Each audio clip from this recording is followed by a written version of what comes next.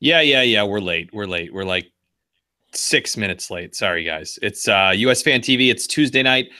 I am Pat, and he is not Chris. He is TJ. Well, every once in a while, you guys get lucky and don't have to suffer through Chris and his incessant, incoherent rambling. Chris is moving today. He's moving to a new home. So either that or a van down by the river. We're really not sure which. Probably best for him. But he might join us later, I guess, or maybe we'll be surprised. We'll be graced by his presence. We'll be just about done, and then he'll have things he wants to say. Is probably how it's going to work. So here's the deal. Sunday night, I'm feeling good. Our boy's on 60 Minutes. I try to watch it with children and dogs screaming, get most of it, then watch it later after they go to bed again. Pretty good. Good little piece. I thought it was, well done. He came across good. Makes me want Ethan Horvath on the team even more. If those two are bros, I say all the more reason to have Ethan Horvath there as your third goalkeeper. But, Bruce obviously disagrees. I was a little bit, I don't know if irritated is the right word. I wasn't excited about the roster.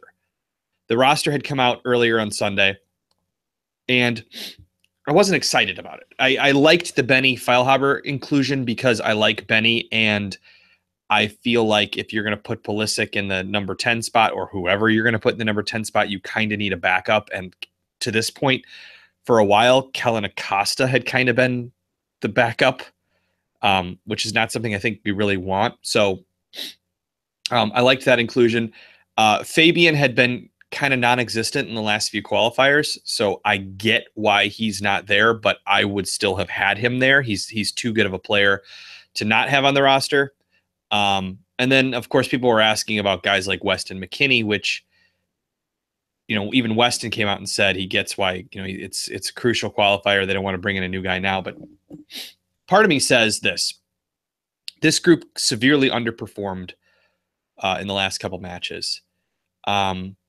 Even going back to June, I don't think they were particularly great in Denver when I was there. They had a nicely executed match at Azteca, but it was, the flukiest of fluke goals got them that draw. So they're not great, Part of me says you're injecting Benny, you're injecting somebody new that might shake up camp a little bit, but he's a guy everybody knows. If you inject somebody like Weston McKennie, Michael Bradley will say he doesn't need any extra motivation. He will say, and he will believe, and I believe him when he says this, that he, feels like he's ready to go and everything's going to be good and he knows what he's doing and all this. But it can't hurt to have to look over your shoulder and see some 19-year-old kid who's just played against Bayern in the Bundesliga on the team. So I might have included him. I might have given 1 or 2 or 3 of those spots, even if they're not going to actually play, to younger guys to sort of inject a new energy into the group because it felt so stale the last few times out. But so anyway, so that's my feeling on that. Then Monday rolls around. We've got this ridiculous, horrible shooting in Las Vegas. Makes me not even care. So I'm kind of to the point now, TJ, where I'm going to actually let you speak. I'm kind of feeling like I don't feel good. I don't feel like we're going to lose, but I also don't feel like we're going to win. I don't even know if it matters. Does it really matter? Does any of this ever matter? Like that's where I'm at right now. I'm not in a good place with the soccer right now. That's more of an existential question. We can spend time on that later. My initial reaction when I saw the roster Sunday morning was a whole lot of meh. I agree. There wasn't really anything that excited me about it. I don't think it's a bad roster. I don't think it's a particularly good roster. It's there. I think it's going to get through. But I think this is what Bruce feels is all hands on deck. No chances, no BS. Get the guys that you think you can put into this situation. I mean, it's as what is it, Raj and Dave said, it's squeaky bum time. I mean, it's got to be who you think's going to get the job done in these circumstances. Either guys you trust, guys you know, or have proven it over and over again. And I saw something floating through Twitter, and I'd love to be able to credit whoever said it, but was talking about team chemistry, that this group looks like it should be chemistry wise pretty solid. That Bruce seems to be putting more into that than necessarily, which would explain why guys like Wando keep getting called back in. Yeah, I mean, he doesn't seem like a bad guy. He's not a horrible player. I think we can do better, and I still hold the grudge about Belgium like a lot of us do, but yeah, I mean, from a chemistry standpoint, he seems like a good guy, but you know, there's a line here. It's we had the guy who wanted to ruffle feathers all the time to the point where it created so much chaos that we were screwing up. And now we've got Mr. Comfortable, and everybody's so comfortable that it's almost got that like Arsenal effect where it feels like people don't care. And I know that there are people like I mentioned Michael Bradley. I know that Michael Bradley would say, these people are idiots. Of course we care. We care more than they'll ever know. And I believe him when he says that, but it still feels stale and old and unexciting. And if we do get through, and my prediction will be that we will not qualify automatically, that we will need to go to the Asian playoff is how I'm feeling right now. If we do get through, I really hope that we see some changes in upcoming friendlies. I hope we qualify and we get to use November as the start of seeing new people and not MLS guys all the time. There's some guys in MLS, but I want to see more of the younger guys who are playing in Europe. I think a lot of people do. And I think that you need to give them chances right away as soon as we qualify so that they may be ready. Let me throw this at you with the regards to using MLS guys versus using a lot of European-based guys. European-based guys are a month or two into the season. They're still relatively early on. MLS guys should be in full season form at this point. There shouldn't be any hiccups. So I think if it's close, I think he's deferring to that. I'm going to disagree with you. I think they do qualify this time. I think they pull 4 points out of this and they're through, no problem. I think November is going to be exactly what you said. I don't think this roster is going to look anything like what we're going to see next summer. But I think that this is what Bruce was brought in for. Get him to the World Cup. It doesn't mean he's going to use the same guys once he gets there.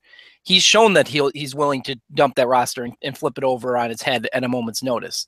I think that's what will happen, but he's not going to do it now. He's going to get through first to where he has the 6 months, 8 months to start working, to look at that and see some of the advantages to changing some of these guys out. I think McKinney, guys like that, will get time in Russia. I think they're going to play a huge part of it. But this isn't he doesn't think this is the time to do it. Let's get through that first, and then they can start looking at other avenues from that point.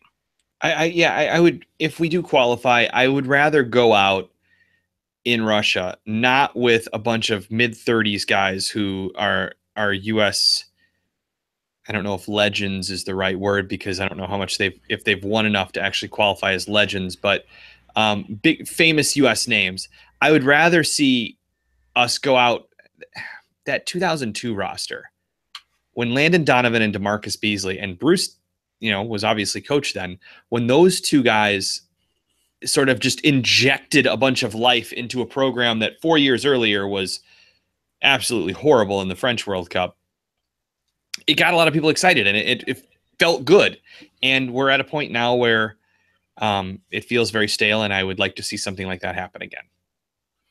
And that's what I keep coming back to. I think that's what's going to happen. But like I said, you need to get through to that point first. And as much as talent as some of these young guys might have that aren't in Bruce's face all the time, he's not taking chances. That's what this roster screams to me. It screams safe. And like I said, I think I said 4 points. I think somebody was already Christian was saying 6 points. Of course, we need 6 points. I think we'll get a minimum of 4. That's my prediction out of this. We've got a Mexican troll on here right now. Awesome. He says that Chicharito isn't even the best player from Mexico. He says that Hernandez is better than everybody. Chicharito is a highly, highly overrated player. You have some very good players. Mexico is better than the U.S. right now. I don't understand why a guy who had to go to West Ham after, playing for a lower level Bundesliga side is your golden boy. That's just me though. But is Liga MX better than MLS? Yeah. It is. It is. It's absolutely, like, that's not even trolling. Like, that's obvious to all of us. Will it be in 20 years? I don't know. I think MLS's plan is to try to make it continue to grow, but who knows, But I mean, you're not even like, kind of to revert back to Monday, in 20 years, is anything going to exist? Yeah, who knows? Who knows? We're there, and there is the existential crisis again. We're back to that. So, Chris wants to know how long it takes to get from parking to your seats. I've never been to the Orlando Stadium, but we usually don't park unless it's Chicago. We usually don't park at games. We usually like go to a hotel and then walk, is what Chris and I do when we go. So I don't know the situation in Orlando, but I would give yourself a good amount of time. And again, I don't even know how you guys park in Chicago. I've always just taken the train in and walked from there. It's a mile, but whatever. Well, the problem with Soldier Field is that it's nowhere remotely close to anything that will, like, I mean, you can walk from Union Station, but that's what we did. And it's a nice walk back when you're trying to sober up and get yourself recovered a little bit before you get your next beer to get on the train. So that said, and it's $100. That's enough that's a lot of beer you can drink for $100. There you go. Anonymity says it's he goes to Orlando City and it's not even a walk at all. So there you go. 10 minutes. You're good to go. Not a lot of time. So yeah, are we going to get 3 points in Orlando? We drew with Panama in Panama earlier this season, and we drew with them, albeit with a Gold Cup roster that was really not good, in Nashville in July. It feels like a 60-40 thing to me. I feel like there's about a 60% chance that we would do it, but I can definitely see us not doing it. Bruce brought in some new guys like Benny into the 20. What was it? It's 25 because he had a 26, and Giassi dropped out basically as soon as he was named, which makes me wonder if there's a communication issue going on there, or if it was some benefit to Giassi's contract or something to be called into camp and then not be able to go. I don't know what the deal was with that, but I'm going to venture on a limb and say it's going to be the communication issue. I mean, when you think of people who don't get along, Bruce and Siggy might be about as close as you're going to get within U.S. coaches. So therefore, I could see about Giassi's, actual health. Or Giassi just looked at it and said, no, I'm hurt, kind of thing, as opposed to, although his was one of them that I know everybody bags him, and I know his first touch is absolutely brutal most of the time. Him, I actually understood, because you can put him in multiple spots on the field at any one point. Right now, he plays up top, he plays in the middle, he plays defense, but he's not Jermaine Jones and doesn't do it all in one game. So I understood his inclusion, believe it or not. And Bruce seems to know how to get what he can out of him. But yeah, I think it's more that Siggy just didn't tell him what the hell was going on. Go figure. That's really ridiculous, isn't it? Like, because it was like the roster came out at like 7 a.m. or something ridiculous. I think I woke up. I was watching the Arsenal game, and it was like, oh, okay, here's the roster. I didn't expect this soon. And then by noon, we had heard that Giassi wasn't going. So there was obviously it's one or the other. Either there was miscommunication or there was some contractual benefit to Giassi, and Bruce was doing him a favor, even though he knew he wasn't going to go, because it was a couple of them are saying he got hurt that Saturday night. So I'm guessing this roster, I'm guessing the press release was already put together before, and you would know that makes sense. Yeah, that makes sense, because they have to have all the graphics done and everything. So they drop it, and then that makes sense. So I don't know, TJ, where are you now? Specifically with the Panama game, because the next time you see us, I don't think we're going to do a show Thursday night. So the next time you see us, we will know within a reasonable amount whether we're going to actually qualify or not. We're going to have an answer. It's not going to be we're not going to be guessing anymore. I think it goes from, I've got the amazing stat man Paul Carr from ESPN. I've got it right here. Our right now we're at an 83% chance to qualify. With a win against Panama Friday night, it goes to 93%. So obviously, almost a lock, but we could find a way out of that. With a tie, it goes to 62%, which is, like I said, right about where I was feeling that we would qualify. And then a loss drops us, doesn't kill us, but it drops us to 44%. So, it'd be nice. It would be nice to know. I mean, it's been a long time that we've been, we felt bad after Columbus, and then we felt good after San Jose, and we felt like the ship was righted, and then we felt okay in June, and then we felt bad again after the last group, and we're finally to the end of this thing, and we're going to have an answer, and maybe we won't. Maybe we'll have to go to a playoff, but at least Friday night, the picture will be completely clear as to what needs to happen Tuesday for us. So I guess that's a good thing, right? Yeah, why not? Wow, that's already you're going to predictions. My heart says 2-1. Ugly. Well, I guess no matter what, I see ugly game. I don't see a whole lot of beauty involved with this. I see Pulisic just getting the absolute shit knocked out of him every time he touches the ball. I see a 2-1. My heart says 2-1 win. My head is saying 1-1 draw, which I don't know why. That just seems like the nature of how this qualifying cycle is going. Yeah, Jose, if you can do anything to help us out, since we helped you out last time with the Sanzusi goal at the end, if you could do anything to kind of help us out and get us into the World Cup, we would much appreciate that, amigo. I know Mexico Rules isn't going to do that because he's obviously an American with his English. I won't say perfect English, but it's good enough that I'm guessing he's an American, which is hilarious. Yeah, keep on cheering, keep on biting the hand that feeds you there, buddy. So yeah, and then going into the Trinidad match, new venue, a smaller venue probably benefits us, but you never really know. But at least we'll know exactly what we need to do there. And I hope, no matter what we need, I hope we win that. I hope we take 6 points and we leave this on a better note than we've had for a while here. So, but we have the big thing that came out last week was the referee crew for the match on Friday night is going to be from Mexico, which is going to have Chris losing his mind. Even if there's absolutely nothing to be concerned about referee wise, the refs are still going to be poor. I guarantee it. So we'll have to sort of contain his anger in that. But that said, though, but with Christopher, we the first time he praises a referee, that'll be a first for him. It's just there's not one referee he likes, period. It doesn't matter. He's never liked referees. He never will. And that we're okay with that. That's part of the fun of Chris is, he's going to get riled up and blame the refs no matter what happens. And that's in all sports. That can be with the Brewers. That can be with the Packers for him. The Badgers, doesn't matter. It's always the ref's fault in Chris's world. So, and I've talked about something to him as a child. You being a referee, did you ever do anything to him? Is this like, is his hatred toward you manifesting itself or something? That's possible, but I don't know. But he still talks to me, and we're 30 years later. So That's true. I mean, so I'm going to venture and say no. But he did grow up in St. Louis, so any number of things could lead to that.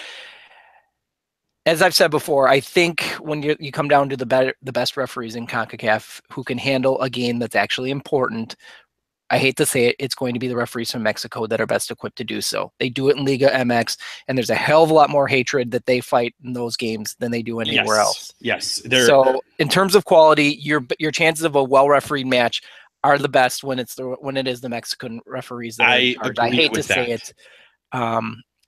And I know, and they're probably used to being called a lot worse names than what they're going to get called Friday night because, if you're for Club America, you're against Chivas and vice versa, and everybody hates everybody. The referee has a vendetta against them.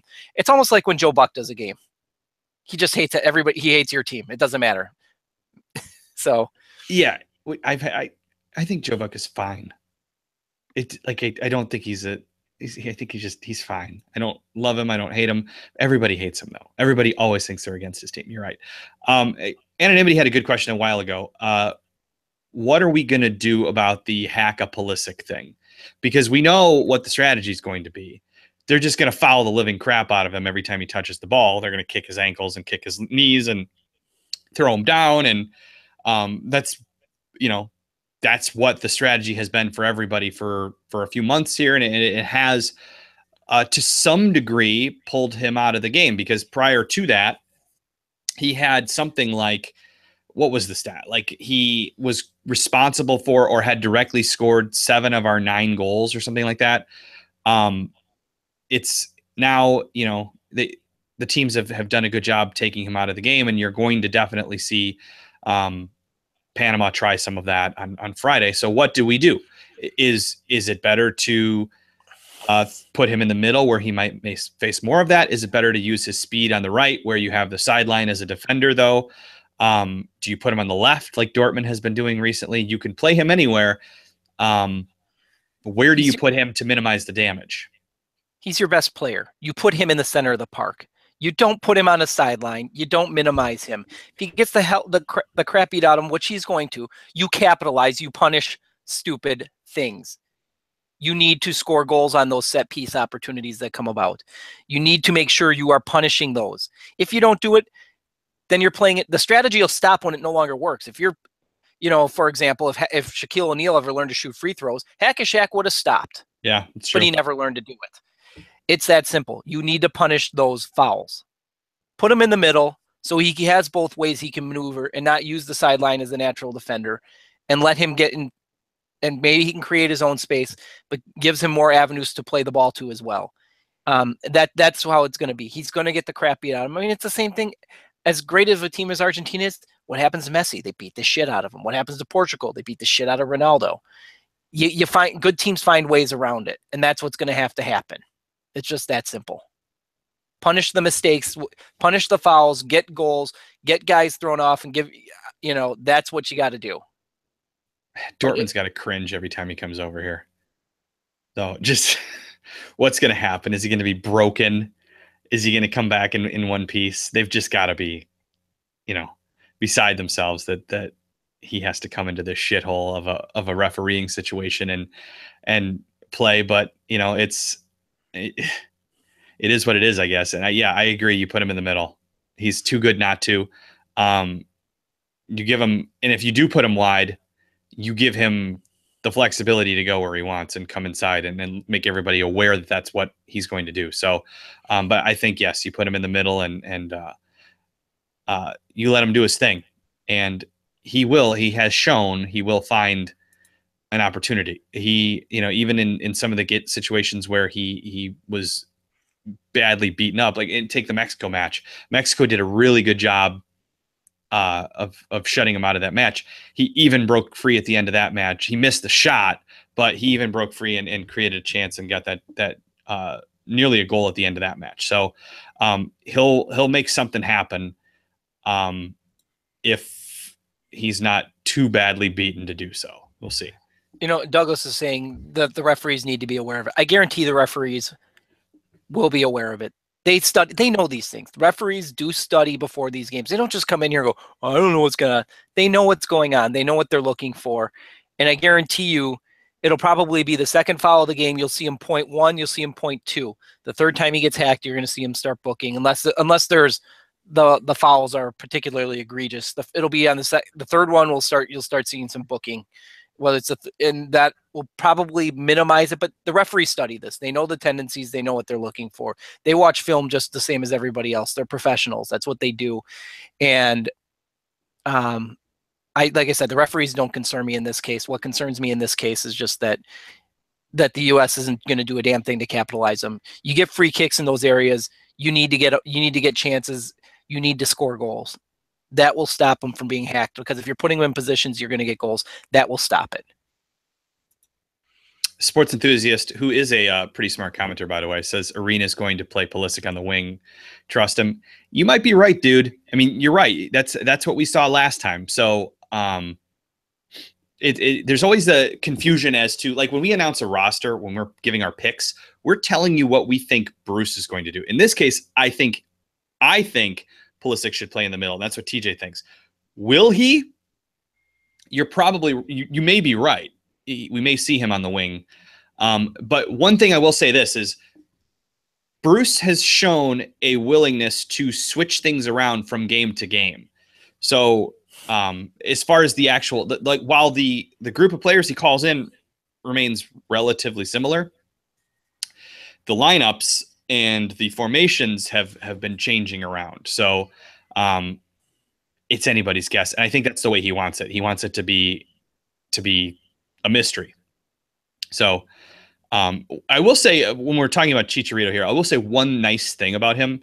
I thought it was really cool what he and Leon did to raise money for the earthquake victims in Mexico City. That was pretty cool. I know he tries to avoid his home nation, and he likes to play his friendlies in the U.S., like most Mexican players do.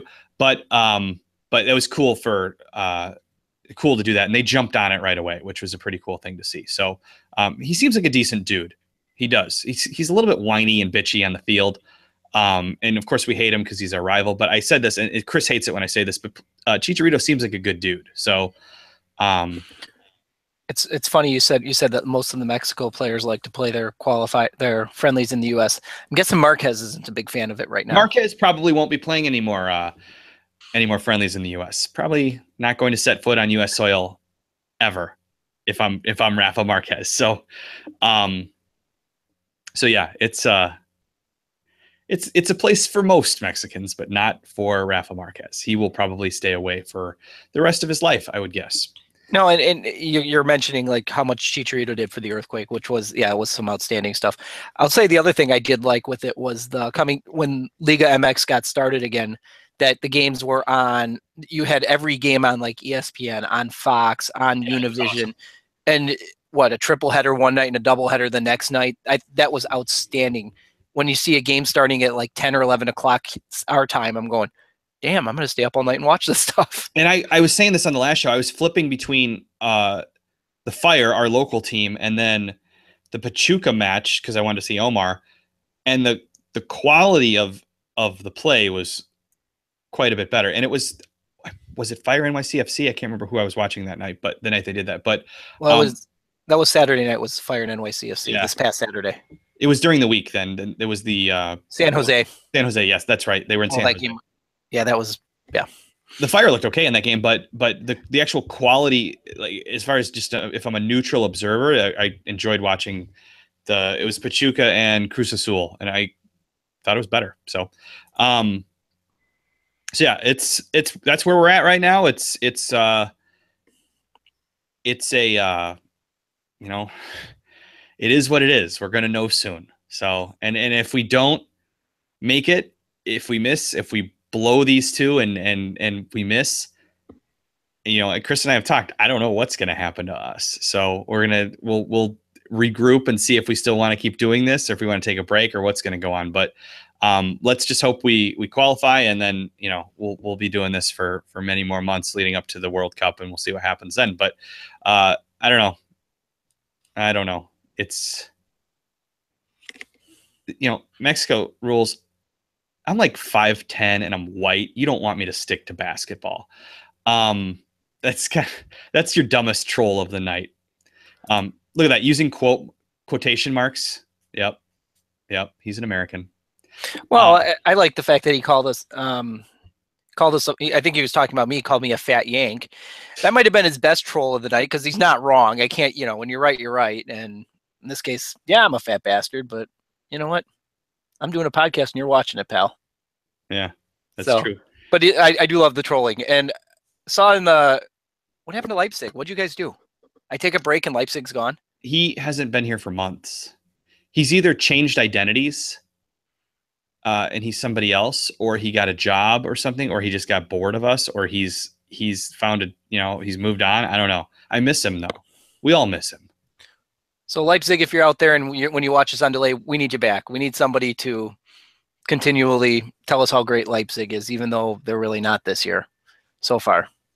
Yeah, maybe that was it. Maybe he was only around because Leipzig was good last year and now they're not this year, and it's got him down. Maybe he's sad. There's a guy who follows us on the old Twitter named King Leipzig, and I don't know if that's him or not. So that might be him. You might be able to find him on Twitter, King Leipzig, but I could be a different guy. I don't know. I haven't done forensics on the trolling and stuff like that to tell, but I miss him. He was good to have around here. All right. So do we want to do, we probably should. Do we want to do score predictions? What do you got, TJ? What do you got for Panama? I said earlier, I said I think my head says it's going to be a 1-1 draw. My heart says 2-1. Let's say I say US wins 2-1 in an ugly looking game. Those are the only two scores I could come up with for this game. It's either going to be 1-1 or 2-1. I think it's going to be 1-1. I think it's going to be a draw. I hate to say it, but I think it's going to be a draw. So let's hope I'm way wrong on this one. Well, I don't remember a whole lot of confidence going into the San Jose game, so I'm holding out hope we are way wrong on that one. Maybe we'll be way wrong again. And that's a good point. That's a good point. And those 6 goals are really important right now too. So, it's one of those things that if you're betting, I wouldn't trust a word any of us say on this. No, but actually, in terms of betting, this is a game I would stay away from. I would stay far away from it at this point. A lot of you guys are coming up with the same, either 1-1 or 2-1. It's just what it's going to feel like. So, oh my God, Wando hat trick. I'm waiting for the moment that Wando does something so amazing that we have to that's the question. Oh, there we go. That's the question. If Wando scores in the dying minutes, and somebody brought this up a few weeks ago, if he scores in the dying minutes in Trinidad and drags our ass to the World Cup, is he redeemed? And I say yes. I say, Wando, if you can pull that off, you're off the hook. But if we're at the point where we need a goal and he has Chris Wondolowski on late in the game in Trinidad, I'm going to be pretty pissed. So I would enjoy that, but there's that. All right. You know what? If I will make this prediction, anonymity, if Wondolowski gets a hat trick in either one of these games, I will buy a Chris Wondolowski jersey in the bar graph jersey with Chris Wondolowski, with Wondolowski probably spelled wrong just because it'd be more fun. I'll get that one. With the extra W? Yes. Back when it was cute to have Wando on the team. Yeah.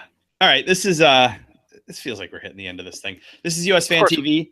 The website, which has been online for a year now, is USfanTV.com. We have Twitter and Facebook and Instagram. They are all USfanTV.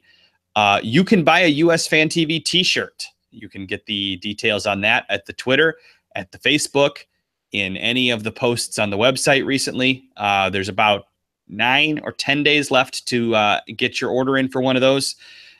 So we have them in multiple colors. If you'd like to support the show, we get a tiny percentage of the proceeds on the shirts.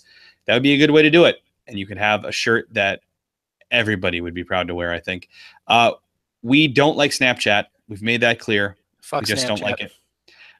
And you know where to find us on Craigslist. And we have YouTube. But you know that you know that we have YouTube because you're currently watching this show. So thank you. Subscribe if you haven't. Anonymity, I saw you subscribe today, just now. Finally, you've been watching the show for like 2 months and you just subscribed. Is this right? So we appreciate everybody who subscribes. Thank you for that. TJ, do you have any final words? Fuck Wando. There it is. That's it. All right. We'll see you Friday night. Probably liquored after up. The game. Liquored up, I'm sure. With Chris very angry at Mexican refs, maybe. We'll see. All right. We'll see you guys Friday night. You're done. You're done.